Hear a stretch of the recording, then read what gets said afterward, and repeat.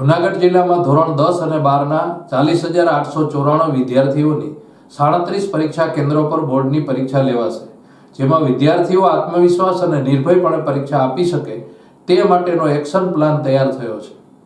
Collector Shri Anilkumar રાણાવસિયાએ વિદ્યાર્થીઓને પરિવહન સહિત અન્ય કોઈ મુશ્કેલી ન પડે તે માટે જરૂરી સૂચનાઓ આપી છે. તમામ પરીક્ષા કેન્દ્રો સીસીટીવી કેમેરાથી સજ્જ છે.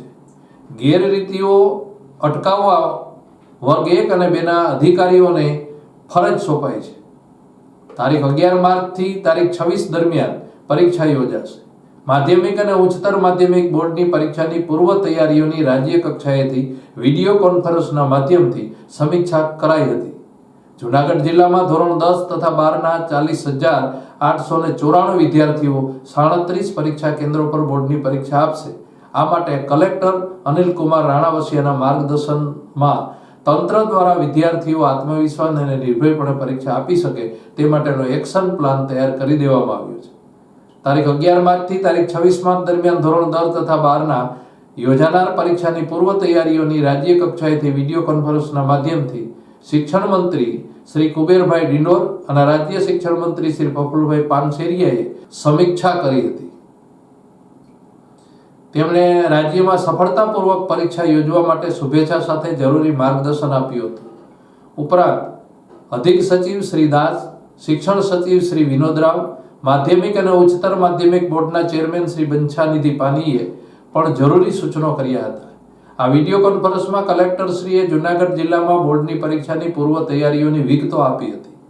કલેક્ટરશ્રીએ વિડીયો કોન્ફરન્સ બાદ સંબંધિત અધિકારીઓને ધોરણ 10-12 ઉપરાંત વિજ્ઞાન પ્રવાહ અને સામાન્ય પ્રવાહની બોર્ડની પરીક્ષા સંદર્ભે જરૂરી તકેદારીઓ લેવા માટે પણ સૂચનાઓ આપી હતી. ખાસ કરીને વિદ્યાર્થીઓને પરીક્ષા કેન્દ્રો સુધી પહોંચવા માટે પરિવહન સુવિધાઓ મળી રહે તે માટે સૂચના આપી હતી.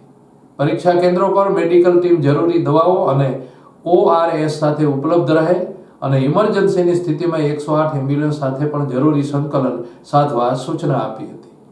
કલેક્ટરશ્રીએ અવિરત વીજ પુરવઠો જળવાઈ રહે અને પરીક્ષા કેન્દ્રો પર પીવાના પાણી અને સ્વચ્છતાની પૂરી વ્યવસ્થા હોય તે માટે પણ તકેદારી લેવા સૂચનાઓ આપી હતી. તમામ પરીક્ષા કેન્દ્રો સીસીટીવીથી સજ્જ છે અને ગેરરીતિઓ અટકાવવા વર્ગ 1-2ના અધિકારીઓને ફરજ સોંપી દેવામાં આવી છે. આ બેઠકમાં જિલ્લા પોલીસ વડા શ્રી હર્ષદ મહેતા, નિવાસી અધિક્ષક કલેક્ટર શ્રી NF ચૌધરી, જિલ્લા શિક્ષણ અધિકારી લતાબેન ઉપાધ્યાય સહિતના સંબંધિત અધિકારીઓ ઉપસ્થિત રહ્યા હતા.